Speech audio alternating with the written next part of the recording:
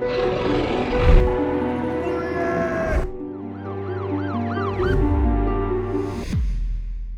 was during the Great Depression in 1931 when Elizabeth Bullock, 51 years of age, worked at a book publishing company called Farrar and Rinehart, and in January of that year was fatally struck by a car in Hudson Street. Elizabeth was cremated on the 21st of January 1931, where her ashes ended up in the possession of a friend who had been living at a 19-room boarding house in 11 Bank Street, Greenwich Village. 17 years later, in 1948, a nuclear physicist called Harvey Slatin and his wife, well-known artist Yeffe Kimball, moved into one 25-year-old red brick house in Bank Street and began returning it to a single-family dwelling. However, during their initial months in the house in Bank Street, they began to experience strange phenomena, such as footsteps and light hammering during the early hours of the morning, coming from the second floor. The couple claimed that the pacing would start around 11 a.m. and then slowly taper off by 4 p.m. But every time they inspected the second floor, they found nobody there. Sadie, the Slatin's maid, initially found the noises unsettling, but slowly got used to the sounds and stopped panicking.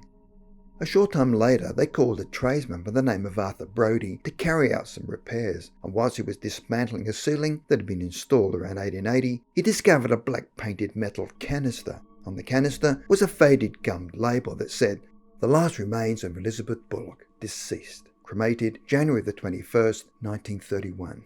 In heavy print below that, United States Crematory Company Limited, Middle Village, Borough of Queens, New York City." Stamped into the top of the can and at the bottom, as with a metal punch, was a number 37251.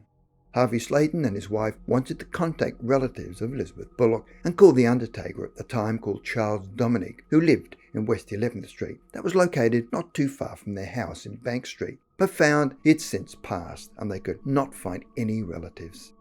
Strangely though, the haunting noises stopped with the finding of Elizabeth Bullock's remains, and Dr. Slatin and his wife chose not to lay Elizabeth to rest after the discovery, but instead chose to keep her ashes on their piano, believing it would make a macabre conversation piece. Although Elizabeth had stopped pacing up and down on the second floor, she decided to make her presence felt in other ways. Yeffe Kimball claimed that she was a benign ghost and didn't really do anything threatening other than occasionally being mischievous. The story of their benign ghost reached the ears of the famous ghost expert Hans Holzer, and arranged with the Slatins to hold a seance at their place on July the 17th, and arrived at their home with his medium Ethel Myers. They proceeded to do a session, and within half an hour, Mrs. Myers went into a trance, where a heavy German accent suddenly took on an Irish brogue. She was now speaking in the voice of Elizabeth Bullock, and was able to get some of her personal history. Elizabeth was an Irish Catholic who was disowned by her family when she married a Protestant man. She said in her family's eyes she was not really married, and when she died she would not be allowed in the family plot. They asked how did her ashes happen to wind up in a house she never even lived in. They went with her brother Eddie, Elizabeth replied. There was a family fight. My husband went with Eddie. Eddie stole the ashes, paid for no burial. My husband came back and took them from Eddie, hide ashes. Charles, her brother, made space in roof over the house. Ashes came through the roof, so Eddie can't find them. Holzer asked if she had any children. Eddie and Gracie, the spirit said. Gracie died as a baby, and Eddie now lives in California. Charlie protects me. Holzer pointed out there was no point to her remaining in this house. Why not go off to the great beyond, like she was supposed to do? Elizabeth was not impressed with his reasoning. I want to cross over my head, have 2 lives to live now, and, with a nod to Mrs. Slatin, I like being with you. Holzer then made the mistake of asking if Elizabeth would like her ashes buried in a family plot. The spirit went into a rage. Ma never forgave me. I can never go with her and rest. I don't care much. When she forgives me, maybe it'll be all right. Only where there's a green tree cross and where there's no more fighting over the bones. I want only to be set free, and there should be peace. I never had anything to do with them. Just because I loved a man out of the faith, and so they took my bones and fought over them. And then they put them in this place and let them smoulder up there so nobody could touch them. Foolish me. When they're mixed up with the papal state. Elizabeth went on to explain that her husband was a Presbyterian. He would have put her in his church, but I could not offend them all. He and a friend of his named Peabody stole ashes from the crematory and hid them.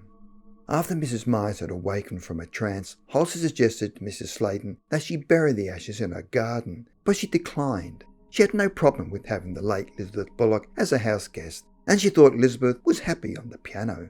Mrs. Slatin, who had psychic abilities herself, felt that she'd formed a friendship of sorts with the ghost, whom she described as brown-haired and fun-loving. Why, she reasoned, deprived Mrs. Bullock of her new family, so her remains stayed on top of the piano. The couple would often have parties, and Elizabeth now started to turn up at the parties, and they could often tell she was there because they could smell her cheap perfume. Whenever Dr. Slatin went away on a long trip, the closet doors in the bedroom would fly open 24 hours before he returned, which was a sign that Harvey Slatin appreciated. Yeffe Kimball died in 1978, and Harvey married a woman called Anne Pratt in 1979. After his first wife's death, the spirit of Elizabeth Bullock appeared to vanish, but then 3 months later reappeared. It was while they were having a party and a man was sitting in the hearth. The man asked them whether they'd had a ghost because he kept feeling as if he was sitting on someone's lap, and he felt he should just move over. Someone asked his new wife, Anne, whether she'd ever seen the ghost, but she said no. Eventually, Elizabeth's ashes were given a funeral mass attended by 50 people and buried beneath the cedar cross. Finally getting a proper burial apparently did nothing to dampen Elizabeth's love of a good time. In 1981, Anne Slatin reported that Mrs. Bullock still made regular visits to their house in Greenwich Village. Closets and cupboards in Bank Street would pop open unexpectedly, and her cheap perfume continued to be sensed at parties. There was a fear among the tenants that Elizabeth would eventually disappear, but she continued to stick around, and there was a sigh of relief, said Anne Pratt.